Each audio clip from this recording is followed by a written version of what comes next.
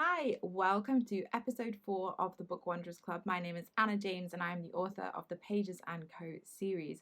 And I should mention that book 3, Tilly and the Map of Stories, is out in paperback on the 1st of April, so do look out for that. Now, today I have 3 more brilliant authors for you to talk to you all about their books, their inspiration, and all sorts of other things. So without further ado, let's kick off with our first author, which is Tamzin Merchant. Tamzin is the author of The Hat Makers. Now, this is a proof, so this isn't what the finished copy looks like as per usual. I will put the finished copy up here so you can see what to look out for in bookshops, but this is a lovely, beautiful proof, so I could have a little cheeky early read. I absolutely loved The Hat Makers. It is a charming, witty book all about magical clothes, secret plots set in Georgian England. So I chatted to Tamzin about how her background as an actor helped her write her first novel, where she got inspiration for all her magical ingredients from, and she gives you a bit of a reading and also sets you a writing prompt. So if you are inspired to do your own reading, you have somewhere to start. So welcome to the Bookwanderers Club, Tamzin. Congratulations on the publication of your debut book. I don't have you've got a beautiful finished copy you can show. I've got a very fancy proof of The Hat Makers, which is out now. So I guess to kick off, could you just give us a little bit of an introduction to the story? Yes, absolutely. So The Hat Makers is about a family of magical hat makers in Georgian London, so in the 1700s, and the lead of the book is Cordelia, the hero of the book, Cordelia Hatmaker, the youngest hatmaker. And the book starts out with a great big lightning storm, and a ship is lost at sea, and on that ship is Cordelia's father. So she starts on a quest to find her missing father, and at the same time as she's on this quest, she notices that lots of powerful magical ingredients are going missing from her family's house, Hatmaker House, and also the 4 other makers' families in London. So lots of dangerous ingredients being stolen from all the makers' houses in London. And she decides that she needs to find out who is stealing these ingredients. And she starts to think that they might be being used for something very nefarious indeed. So it's up to her and her friend Goose Bootmaker to try and stop this person before they maybe start a war. Ooh. That was very good. That was a very good taste. I've just reread the book and I felt all excited again listening. And I know that the idea came from a dream that you had. Could you tell us a little bit about that dream?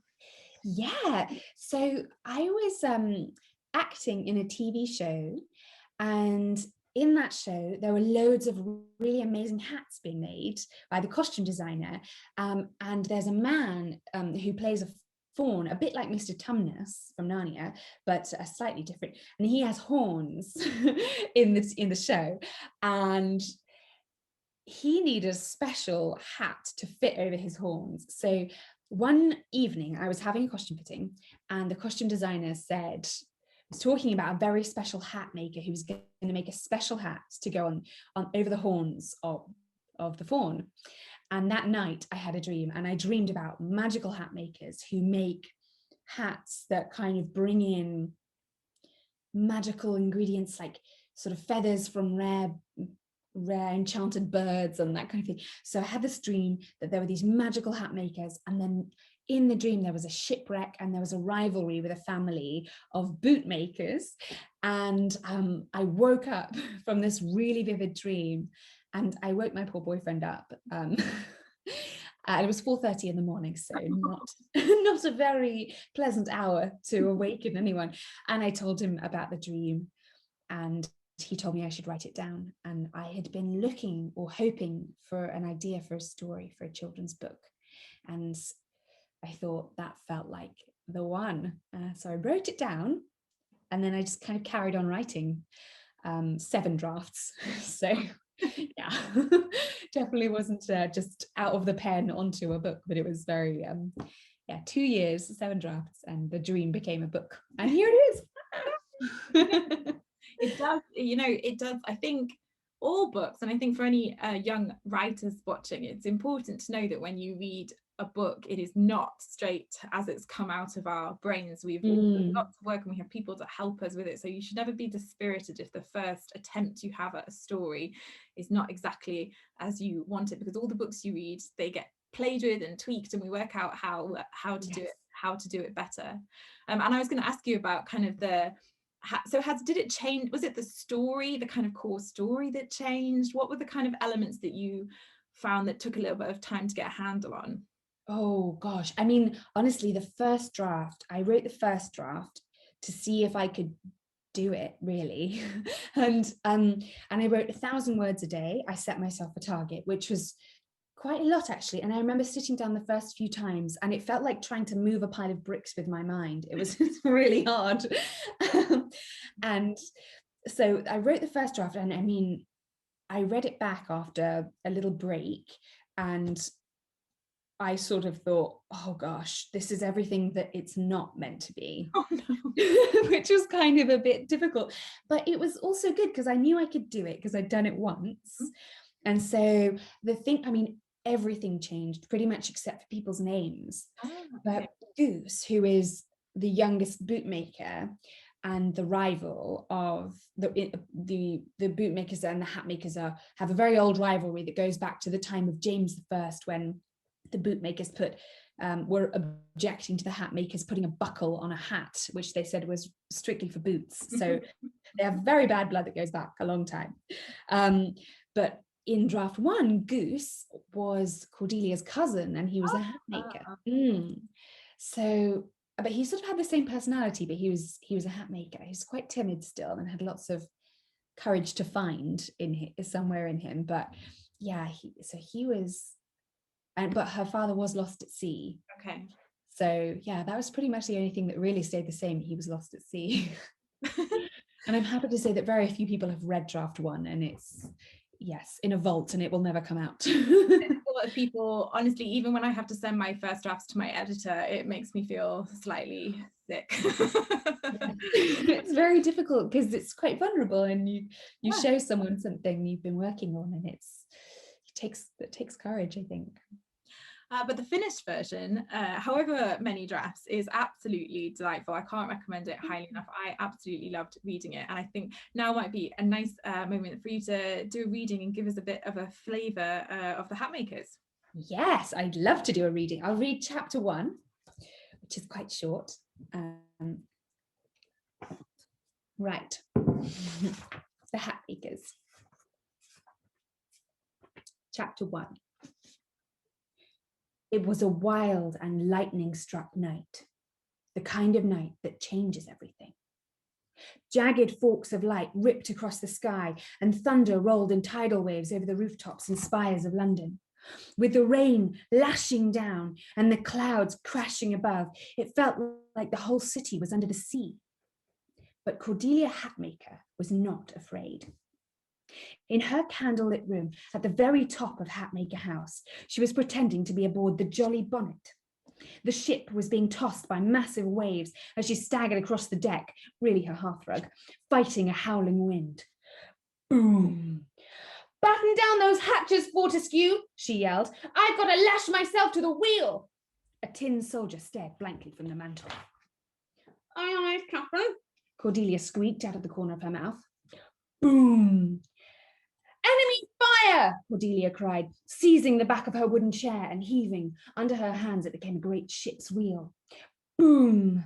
A violent gust of wind blew the window open. The candles sputtered out, and Cordelia was plunged into darkness. Boom, boom, boom. Echoing up the 5 stories of Hatmaker House came the sound of somebody pounding on the front door. Cordelia scrambled down the ladder from her bedroom and galloped along the top corridor. Aunt Ariadne emerged from her chamber, wrapped in a plum-coloured velvet dressing gown. Uncle Tiberius appeared, grizzle-headed from sleep. "Father!" Cordelia cried, skidding past them. "My father's home!" Boom, boom, boom. Cordelia raced down the spiral staircase that twisted through the middle of Hatmaker House. She hurtled past Great Aunt Petronella, snoozing in front of the flickering lilac fire in her alchemy parlour. She rushed past the tall doors of the hat-making workshop and, deciding that sliding down the corkscrew banister would be quickest, in 3 heartbeats, she reached the bottom floor.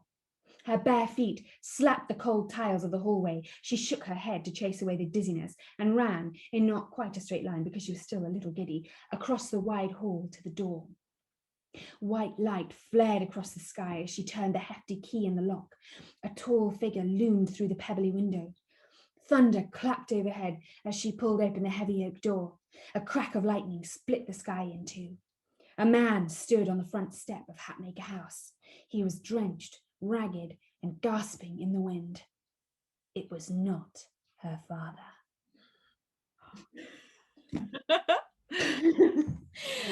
Love a good cliffhanger. What a way to open it. You've mentioned, so in the book there's obviously the family of makers who make the different items, and you've talked about how the ingredients, they kind of pull these magical ingredients, and actually I'm assuming this glossary is in the finished copy. Yes, the book finishes with this glossary which has some of the magical ingredients in it. I would love to know about how you kind of came up with some of these kind of magical ideas, where you pulled them. I don't know if any of them were inspired by kind of real things, or where you kind of got all these, how these ingredients came to be. Ooh, that's such a good question. Well, let's take, for one example here is rosemary, which is a real ingredient. Obviously, that we all know that's a cooking herb. But the definition here is an evergreen aromatic shrub, useful for aiding memory and boosting the power of the brain. Worn on a hat, it can be invigorating and help to activate the memory and focus the mind. That is actually something that rosemary really does. Yeah, so rosemary, Shakespeare says rosemary for remembrance in Ophelia's speech. Yeah, and that is actually a kind of a true magic of rosemary.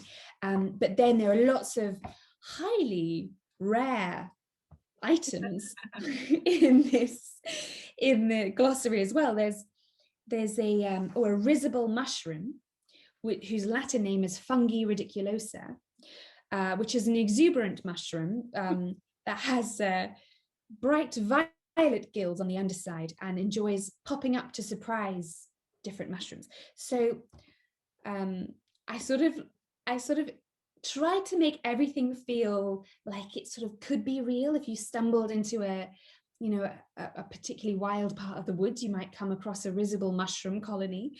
But I tried to kind of keep them rooted in old lore, and so I like to have some things in there like rosemary, which is kind of a real thing, and then to have some more kind of out there kind of wilder magics also part of the sort of magical landscape. Yeah, and I really enjoyed giving them Latin names. My sister helped me to give them. Yeah, there's sort of a frenzy bee, which is a honeybee that flies in a circle and makes a really high-pitched sound, which is, I don't quite know where that came from. It's just kind of, they come from, I really don't know. That's why it's such a good question, because I can't even answer it properly. I love thinking through the glossary and like thinking about if I was making a hat, if I was a hat maker, which ingredients I would pick out and put on to my own hat. And I know that you made yourself your own hat for your launch day. Yes. For your Instagram, but I know that you have it there. You made yourself a bicorn. This is a bicorn, which I will put on. It's glorious. It's huge as well, and you just have to sit back to get it into the it doesn't even fit in. It needs its own wide angle. It's a triumph bicorn. I've named it to be a triumphant bicorn. I think it gives one a very noble kind of, you can also, this is the great thing about the bicorn and why we should all have more bicorns in our lives. You can wear it this way, and also it's possible to wear it this way. So if you want to have your photo taken as a sort of noble profile, there's also that. And it can also be used to kind of part the crowd Yeah. if you need to, like a fin, just going through. You wouldn't want to get in the way of that, would you? No, I guess that's why Napoleon wore it, and I could really, when I put it on, Napoleon was meant to be quite a small man, I think, and I can really understand why he added a foot of height to himself, and really enjoyed himself. I really enjoyed a bicorn. It's a delight. And speaking of hats coming to life delightfully, so Tamzin and I, as well as having the same literary agent, we also have the same illustrator, the wonderful Paula Escobar. Yeah. And what was it like the first time you saw, because you obviously come up with all these kind of wild and wonderful hats and characters and settings, what was it like the first time you saw Paula's illustrations of your ideas? It was absolutely magic, and she's done these amazing illustrations of my favorite. Oh gosh, each one of them is my favorite, but this one here is an illustration of the hat making workshop, and it's just the detail and the kind of humor that she's got, and this just the magic just comes off the page, and oh, it's absolutely wonderful to see it transformed into kind of a fully realized world that she's made. She's so brilliant. She really is. You talked about that your dream kind of happened while you were working on a TV show that had all sorts of kind of fantastical hats, and of course as an actor you get to wear all sorts of different hats and costumes from, and I think it feels like particularly you've really spanned a lot of historical eras in your work as an actor.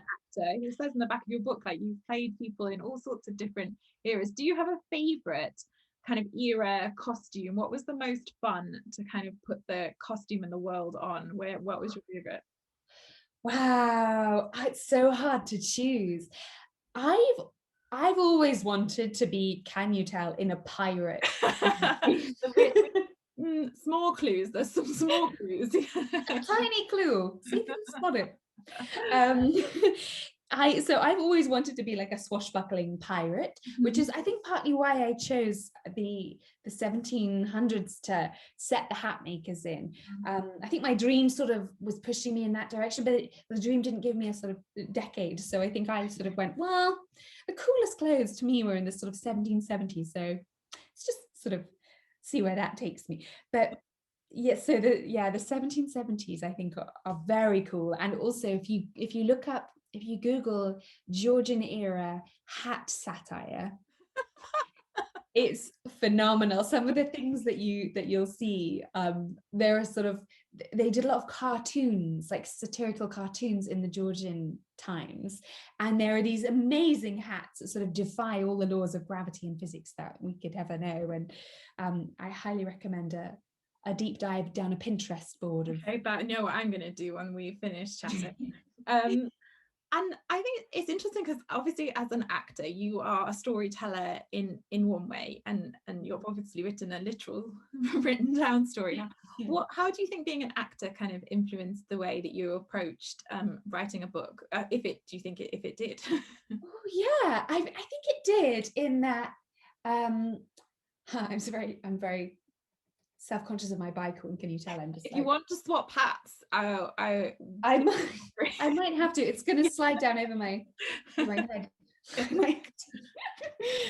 But I think that I was really interested, and I always am as an actor, really interested in character and what drives character.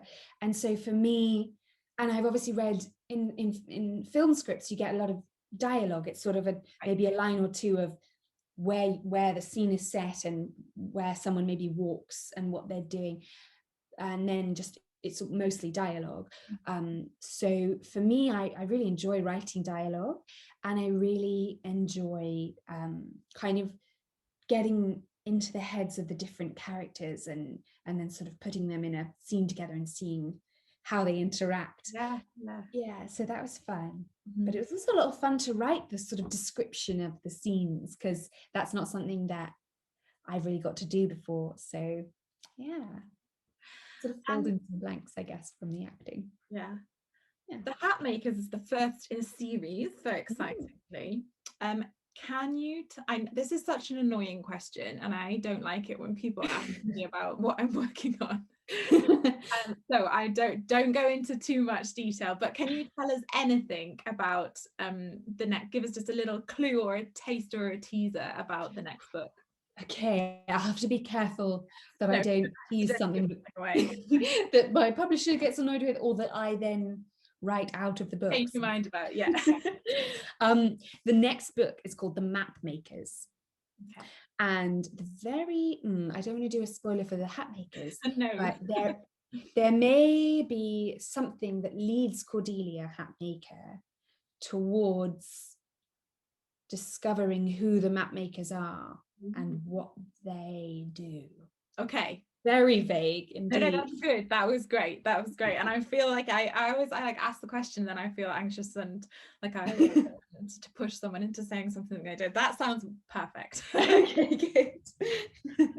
Right, so to finish off, hopefully you've all been inspired listening to Tamzin talk about her debut book, The Hat Makers, and how she wrote it, how she created her characters. And Tamzin is going to give you a bit of a writing prompt. So if you've been inspired, you can go and do some of your own writing. So Tamzin, what is your writing prompt? Okay, so my writing prompt is: imagine that you are in either a charity shop, or you're looking in the back of a sort of box in the attic, or maybe in a very old dressing up box from a theatre, backstage in a theatre, and you pull out some interesting, strange old piece of clothing and you try it on. And then something happens to make you suspect, and then realize without a shadow of a doubt that this piece of clothing you've got on is magical. Ooh, that's brilliant. And as always, if you do any writing inspired by some of the prompts from the Bookwanderers Club, I would love to read it. There is an email address in the description box, but it's the bookwanderersclub@gmail.com. Do send me any of your writing that you do. I would love to hear about your magical items of clothing.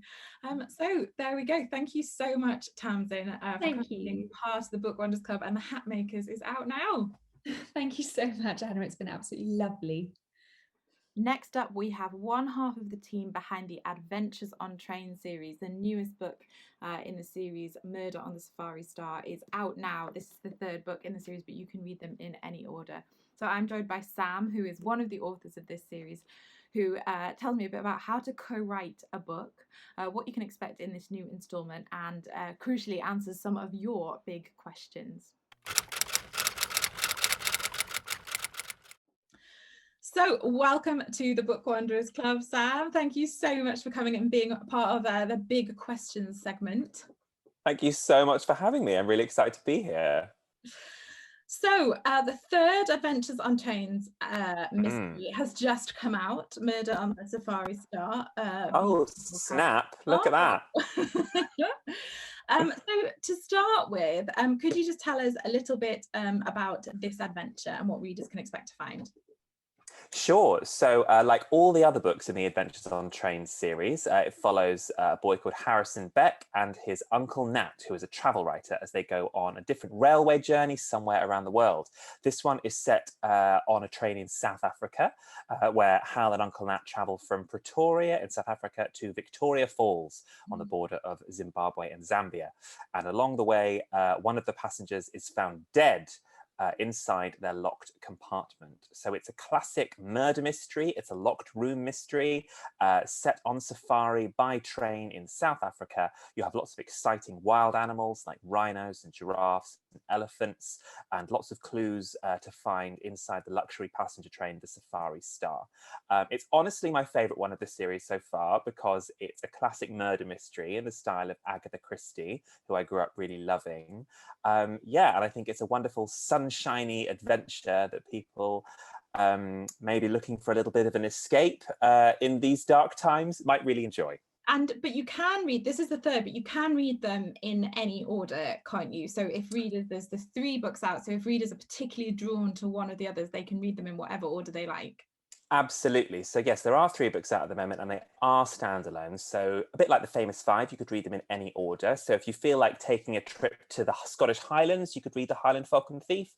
If you feel like taking a trip across the middle of America, you could read Kidnap on the California Comet. Or if you feel like going on safari, pick up Murder on the Safari Star. You're all set. And you have recently announced the title of your next book. Could you let us know what that is? And are you allowed to share any clues yet? Oh, absolutely. I love sharing things about it. So the 4th book is going to be called Danger at Dead Man's Pass. And it's a little different to the others. It's going to be a journey across Europe to the heart of Germany, where Hal and Uncle Nat follow a cry for help from an old friend to go and investigate a mystery surrounding a steam railway line to the top of the Harz Mountains in the middle of Germany. So it's a kind of spooky, Halloweeny story set in kind of misty, rainy Europe. Lots of really intriguing characters and things not quite being what they seem. We're just finishing working on it now, and it's going to be really exciting. Amazing. And that's out in the autumn. That's right. So that's coming out in September, I believe. Yes, I'm pretty sure it's September.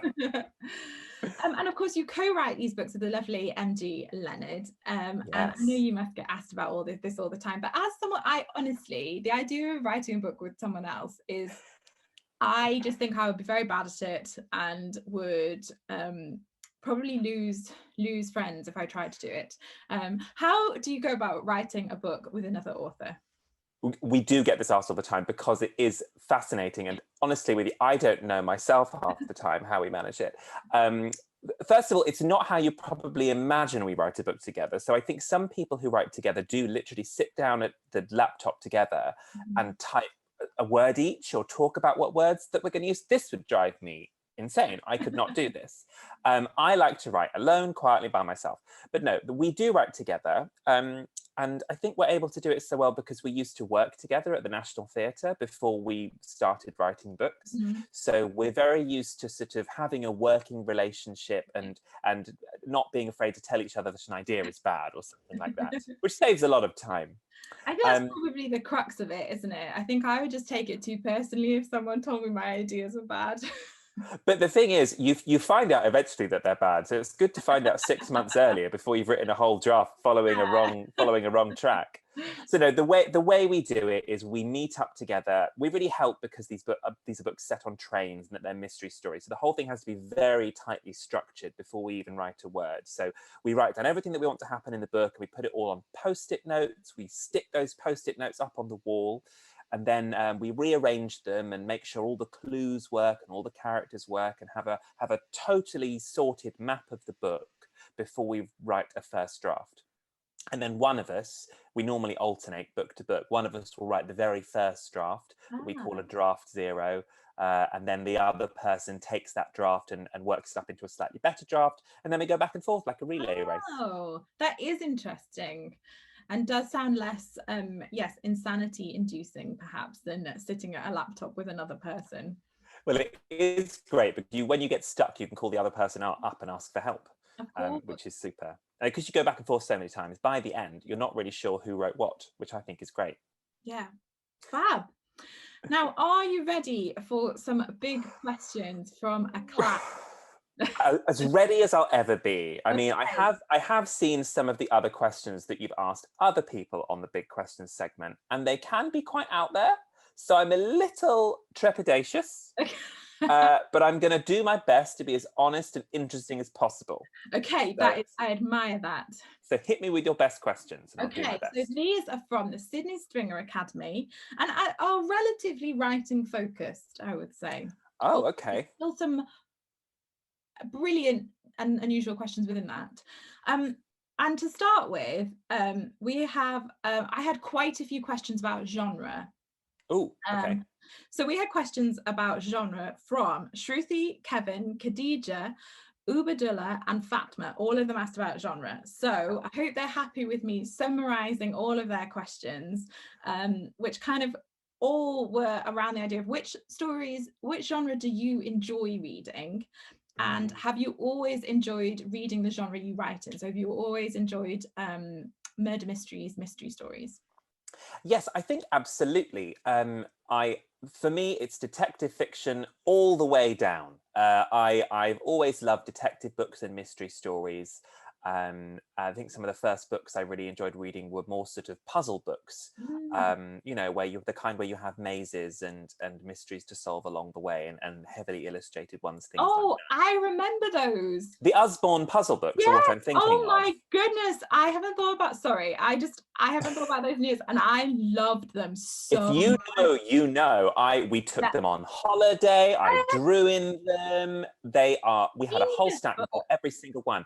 I don't think they make them anymore, you know. They And should. They are so good. I want to say, Usborne, if you're listening, I would love to write a new generation of Usborne puzzle books. I'll just say. Okay, you heard it here first. I'm published by Macmillan. They don't know that I'm asking this, but I would absolutely do this. Shh, don't tell anyone. So no, those were the first books that I really enjoyed reading, because puzzles and kind of mysteries, that's always interested me. So when I grew up into the adult you see before you, I really was always drawn to detective fiction, because it's like reading a puzzle, and you set the pieces up at the beginning with the detectives and the suspects and the setting, and then you're turning this thing over in your hand, trying to work out, you know, how everything's done, and then at the end it's all tied up neatly. It all clicks into place in a way that I find really satisfying. Yeah. It's not that I don't enjoy other books, but crime fiction for me has always held a special appeal. So and it's that feeling of satisfaction and excitement that we try and get across in the Adventures on Trains books. So even though they're as much adventure stories as they are mystery stories. So, you know, we do have action and action-packed things, and obviously traveling through different places and discovering lots of exciting things. We always like at the end to have a really satisfying moment where everything clicks into place. So that's that. Although having said that, they are adventure stories. So I have always enjoyed reading thrillers as well. So I mean, I think the Da Vinci Code, which is a grown-up thriller, came out when I was sort of late in my secondary school, I think, and I loved that. I loved because that's full of clues and exciting, breathtaking action as well. So I've always really enjoyed books like that, where, you know, you hurtle at a breakneck pace towards the end. Amazing. Next we have a question from Eliana. If you could change the ending of any book, what would it be, and how would you change it? Oh, I see. So we get to play God with another writer's work. Well, this sounds, I mean, what a terribly rude thing to do, I think. If someone else on the next episode of Bookwanderers asked this and they said, I decided to change the ending of Murder on the Safari Star because I don't like who the murderer was. I want it to be a different person. I'd be very cross. So I think probably best to pick an author who isn't with us anymore. Good plan. Maybe something that I was disappointed with when I read it. I tell you what, I think the answer to this question is Matilda by Roald Dahl, which is one of my favorite books, and I loved reading. I love there's a very good audiobook of it as well, and I loved the movie. Where Matilda, if you haven't read it, Matilda is a very, very, very clever girl at school, and she's so clever that she develops the power to move objects with her mind, which she uses to exert revenge on her teachers, her headmistress. And at the end of the book, not to spoil it, it's not really a spoiler. At the end of the book, she loses her powers, which I found very disappointing. And I found it very disappointing because I thought she'd worked so hard and she was so clever. Why does she have to lose her powers? At the end of Charlie and the Chocolate Factory, Charlie inherits the whole chocolate factory. He hasn't done anything to earn that. Why does Matilda lose something that was part of her just because it's the end of the book? I didn't like that. I think Matilda is so smart and very good-hearted, just as good-hearted as Charlie, and deserves to keep her telekinetic powers. That's what I think. I think that's a great answer. Yeah, I think that's a very good answer. Yeah. Okay, so the next question is from Ibrahim. This is a really interesting question. Does writing energize or exhaust you? Oh, this is a very interesting question. It can do both at different times. So sometimes when you're writing, it's like if you're surfing and you're out in the water and you catch a wave.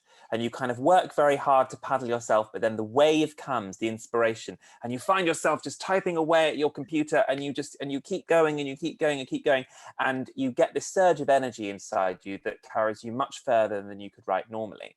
And sometimes it's like hitting your head against a brick wall. There doesn't seem to be any rhyme or reason to it. Sometimes it's harder to write than others. It's probably true with lots of different kinds of working and lots of different kinds of projects and things like that. But yeah, sometimes I've got an idea and I just feel myself filled with energy.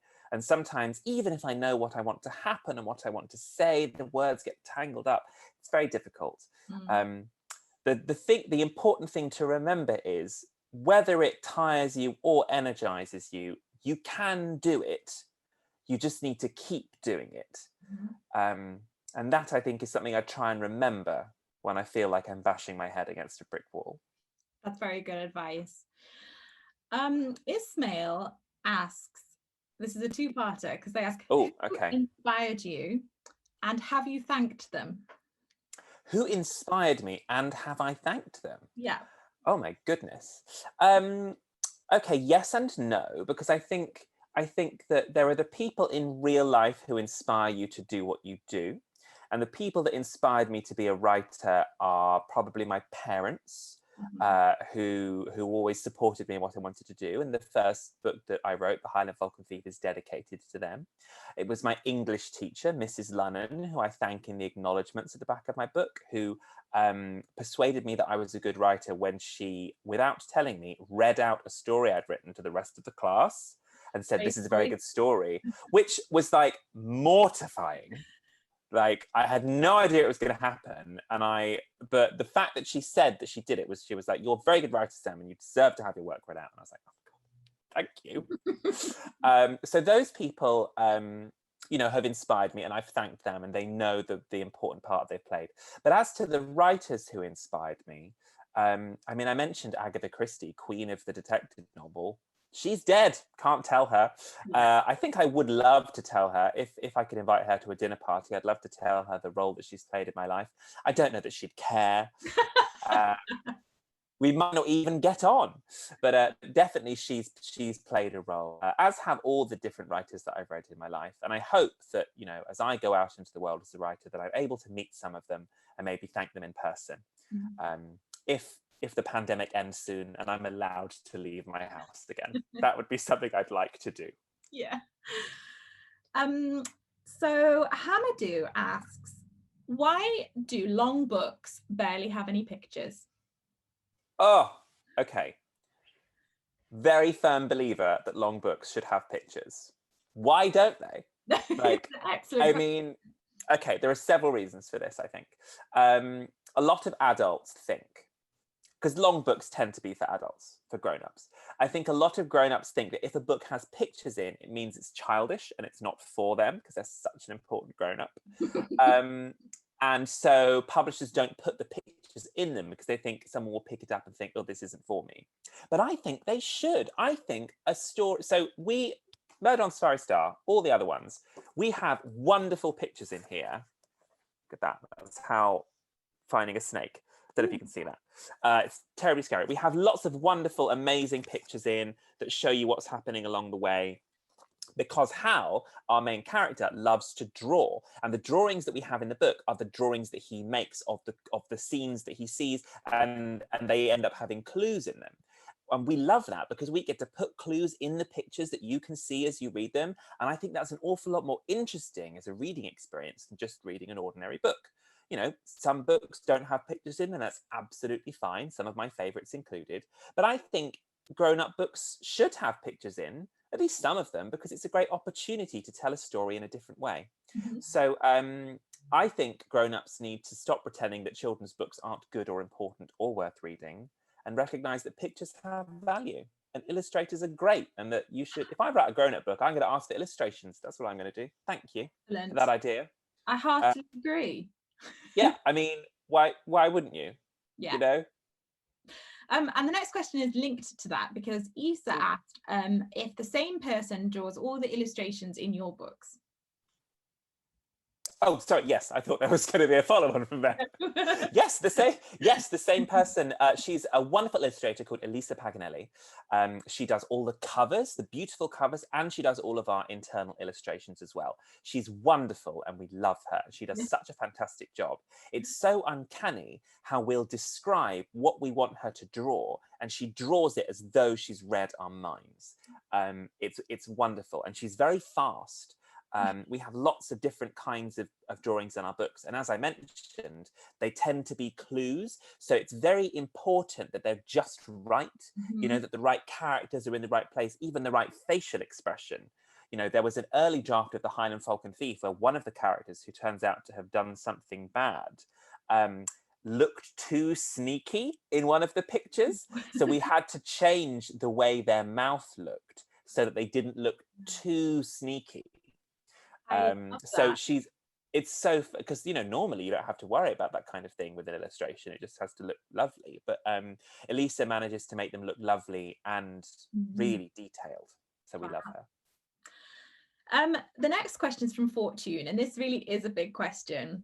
Fortune would like to know, would you say you're a good author? Oh, well, if I'm not going to say it, no one else will. That's what I say. I am a great author. You know, we should all be proud of ourselves and proud of the things that we can do well.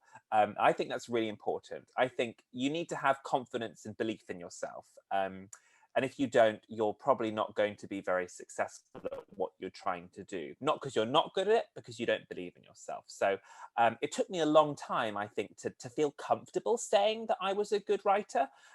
Because it can feel like bragging, it can feel a bit weird. And, you know, when we grow up, we're often told not to brag or to boast. But I think it's okay to say that, you know, when you recognize that you're good at something, it's okay to say that you're good at it and that you have confidence in yourself for that. So, you know, I hope that anyone who's good at something feels comfortable telling other people that they're good at it, not to show off, but to know it, to feel comfortable in themselves, in the skills that they have. I think that's fine. I think that is very, very, very good thing to remember. And I think that, you know, you can be proud of what you can do and what you've worked hard at. And it doesn't mean that you don't think you're going to get better or you're not going to keep trying, but it's still good to be proud of what you've worked hard at. That was an excellent answer. I have a follow-up answer to this as well, actually, which you did not ask for, but I'm going to give you anyway. I want to tell you something about the characters in all of the Adventures on Trains books. It was very important to me while writing them that all of the kids meets along the way. So Hal makes friends. One of the great things about traveling is you make friends when you travel. So he makes friends with different children in every book. And we wanted obviously, you know, when you're a detective, you need skills to solve crimes. So everyone he meets, we wanted to make them really good at something, because I think everyone's good at something. And I think a lot of the times in books, heroes tend to be, you know, the hero because they're the chosen one, or they're the prince, or it's their destiny, which is fine, you know, but I find that not very relatable. I find, you know, if I work hard at something and can be good at it, that's my skill. So we try and think about what's everyone good at when we write a character. And they're very different things. Some people really love and know a lot about nature. Some people are really good at drawing. Some people are really good at doing impressions or being funny. And we use those skills to help them on their adventures and solve the mysteries. Because everyone is good at something and we should all be comfortable with that. Yeah. Really an excellent follow-up answer. Thank you. Right, our penultimate question is from Susanna, who asks, if you could add a sequel to a fairy tale, which one would you choose and what would happen? Which is a fascinating question. I think you could write a PhD about this. Yeah. This is what an honor and a responsibility this would be. Fairy tales, the stories that have been with us for hundreds of thousands of years, having a sequel. It's interesting because not a lot of they don't really have sequels, do they? Fairy tales, they tend to stand alone, and they tend to tell one moral or one story really clearly. But one that comes to mind that I've always found it ends unsatisfactorily is Goldilocks and the Three Bears. Ooh. So Goldilocks goes into the bear's house, just walks in. You know, that's not a thing you should be allowed to do. She breaks their furniture, she eats their porridge, she sleeps in their bed. The end, the bears come back, are furious with her, and she runs away. She gets off scot-free. I think Goldilocks needs to learn a lesson at the end of that. I don't want the bears to kill her like you might get in other nursery rhymes. I feel like there are some nursery rhymes where, you know, wolves eat people in nursery rhymes, things like that. Yeah. They get very dark. So I wouldn't want that to happen. But I think maybe the three bears, or maybe Little Bear, should go off to find Goldilocks.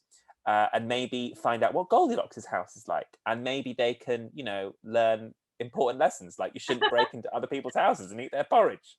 I think that is very true. In the second Pages & Co book, there are some fairy tale characters, and we obviously were thinking along the same lines because the three bears do pop up, and they have, oh my goodness, they are quite traumatized by their experiences with Goldilocks and get very nervous when my characters pop up in their house about what their intentions are. So that's an excellent choice.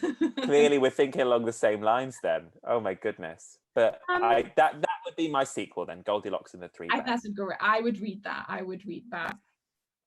Right, to finish off, speaking of people thinking on the same lines, this is another topic that I had a few questions from different students. So we had a few questions about the books that you loved when you were a child. So I thought that was a nice place to finish. So Tiano, Eunice, Mahmood, Mariam and Noemi all asked variations on this question. So it's clearly something they're keen to know. So what were the books? You've mentioned Agatha Christie as well, but what were the books that meant a lot to you when you were about the age of the kind of readers of Adventures on Trains?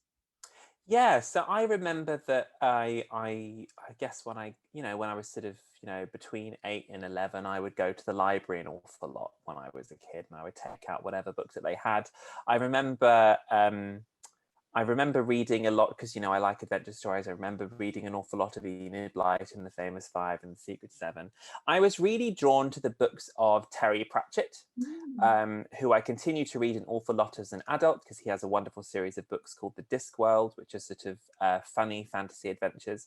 But he wrote a lot of books for younger readers as well, including The Carpet People, which is about a race of tiny people who live in carpets, like the Borrowers, but even smaller. And then he wrote a series about a boy called Johnny, Only You Can Save Mankind, Johnny and the Dead, Johnny and the Bomb, where he goes on adventures sort of on the edge of reality with his friends. In one of them, he gets stuck inside a video game, and in one of them, ghosts in a graveyard start to come back to life. And when he travels through time. I really liked those because they were very playful storytelling, and they didn't talk down to you as a reader. They treated you like a grown-up, which I really liked. I loved reading The Worst Witch and the other books that Gillian Cross had. She was great. No, oh, sorry, Gillian Cross isn't The Worst Witch. What am I talking about? I also loved The Demon Headmaster and the books that Gillian Cross, who wrote The Demon Headmaster, wrote as well. So I loved those. Those were really wonderful. I don't know that people read them anymore today. I hope they do. They were very good. Yeah, I second all of that. I have read almost all of those, and that is a great reading list if anyone is looking for some recommendations. Right, those were your big questions. I think you answered those with aplomb. So thank you so much for coming and being part of the Bookwanderers Club, and congratulations on the newest adventure with trains, or do I say adventures with? If it's a singular. The newest adventure on a train. The newest stop on the journey that is Adventures on Trains. Perhaps. However you want to say it is, I feel it. Thank you very much for having me. It was a real treat to be here. And those are some tough questions. They were. It's not an easy interview, this one. It's not. Well, thank you for embracing it. You're welcome. Thanks for having me. Last but by no means least, we have another very exciting debut author. Hannah Gold is the author of The Last Bear, which is this particularly lovely, you can see the gold there, lovely debut book set in the Arctic. And as you can probably tell by the title and the gorgeous cover, which is illustrated by Levi Pimple, it is a story of snow and polar bears and making a difference in the world. So Hannah is here to tell you about 3 of the things that inspired The Last Bear. Hi, my name's Hannah Gold, and I'm here as part of the Bookwanderers Club, and I'm going to be sharing the 3 things that I get my ideas from. So, I am the author of this rather spectacular looking book called The Last Bear. It's published by HarperCollins Children's Books, and it's been illustrated on the outside and the inside by award-winning illustrator Levi Pinfold. And it's absolutely beautiful.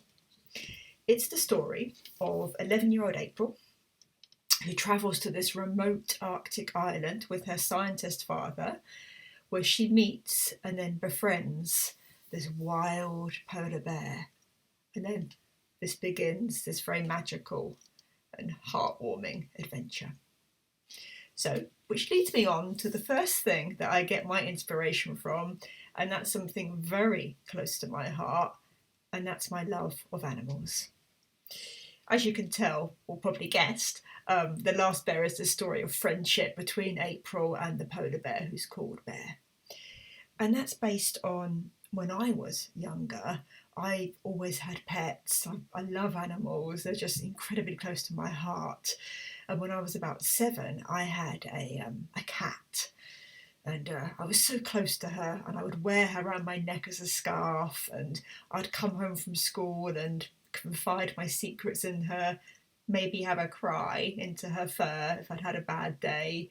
So I don't know whether you've got pets, whether you love them like I love my pets, but that's absolutely the thing that inspired me. And so even though Bear is wild and he's a polar bear, and I don't recommend befriending a polar bear, April and Bear still have this incredible bond and friendship, and I'm really fascinated by that. The second thing that inspired me is something which is available to us all, and that's the outside world. I think, if anything, that lockdown and this being in this pandemic has maybe given us, perhaps it's an appreciation of nature and our dependence upon nature to sort of make us feel good. And even if it's just getting outside for 5 minutes a day and standing on the grass barefoot and breathing in fresh air, I really value what nature can give me and how it makes me feel better. And there's so many amazing parts of the world, aren't there? Whether it's jungles or rainforests or deserts or waterfalls or oceans, it's just a magical place that we live on. And like April, I'm really passionate about protecting that place as well. So I set the book in the snowy North Arctic, where the skies are huge, where the landscape is barren, where in winter you don't really get any sunlight, and then in summer you don't even get any daylight. Some of the illustrations in the book really capture the landscapes. I just want to show you this one. Isn't that amazing? The mountains, the sky, the icy feel. So for me, capturing just the magic of the Arctic really added that element to the book, and comes from just this really deep appreciation that I have of nature and the world. Now, the third thing that inspired me was something that we all have, and that's a voice. Who are we on the inside? What do we believe in? What do we want to stand up for? Who do we want to be? April is quite a sensitive child, like I was when I was younger, and she's really passionate about saving the planet. She's got like a really eco-warrior heart. She gets really sad when she hears about the news about the rainforest burning or fires or the melting ice caps. And she just wants to make a difference. But at the beginning of the book, she feels really small and powerless, and she doesn't think that her voice can be heard, because what can she do against all of this? But during the course of the book, she discovers the power of her own voice, or, as Bear teaches her, the power of her own roar. So for me, when I was writing the book, a song which really inspired me was Katy Perry's Roar. When I listen to it, I just feel like a much more powerful version of myself. And so for me, finding your own voice and standing up for what you believe in is also one of the places where I get my inspiration. So what about you? Where can you find inspiration from? You can find it from your pets, the love that you feel for them. You can find it from being in the outside world, or you can find it from the things that you really want to make a difference in, Whether it's saving the planet or standing up for other people or anything that's important to you, there's inspiration all around us. But most of all, there's inspiration inside of you too. Just got to let it out and roar. So it's goodbye from us, and we'll see you soon.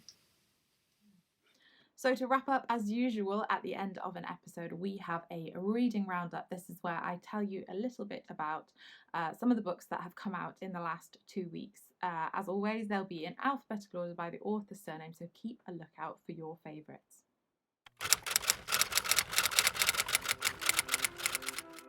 Now, it's actually a bit of a quiet 2 weeks. We've only got 2 brand new books, and the first one is The Dragon and Her Boy by Penny Crimes, which is the story of the very last living dragon stuck living in a tunnel under London and the boy who unintentionally finds himself as her protector. And then we have Beauty and the Bin by Joanne O'Connell, a story about a young eco-warrior Laurie who makes homemade beauty recipes with her family. But when she teams up for a competition with the most popular girl in school, can she keep hold of her true self? Now, I think those are the only 2 brand new books from the last 2 weeks, but there have been a couple of brilliant books that are out in paperback in February, so I'm going to tell you about 3 of those. And first up is Cookie and the Most Annoying Girl in the World, which is written and illustrated by Connie Huck. In the second Cookie adventure, she finds herself with 2 tickets to see a pop star, Aliana Tiny, and the most annoying girl in the world suddenly wants to be her best friend. Next up is a book by one of my favourite authors, Nicholas Skinner. Storm is about a girl called Frances Ripley whose parents were not prepared for her birth, so it's no wonder Frankie has always had a temper. She was born on a beach in a storm, but when she dies in a freak natural disaster and wakes up 100 years later, she finds a whole load of new things to be angry about. Last up is The Unadoptables by Hannah Took, illustrated by Aisha El Rubio. Set in Amsterdam in the 1880s, 5 babies are discovered at the Little Tulip Orphanage in most unusual circumstances. The vile matron calls the children the Unadoptables, but this talented gang of best friends know that their individuality is what makes them so special and so determined to stay together. And that's all we've got time for this episode. I hope that you have enjoyed hearing a bit more about 3 brilliant books. I will put all the details of where you can find out more about Hannah, Sam and Tamzin in the description and their books. I hope that you have been inspired, got some new ideas, found some new books. I will see you in 2 weeks' time for another episode with 3 more brilliant authors to talk to you about their books. I would also always love to hear from you. You can email me at thebookwanderersclub@gmail.com or find me on social media at A Case for Books. So let me know if you do any writing or you discover any new favourite books. But until then, happy book wandering.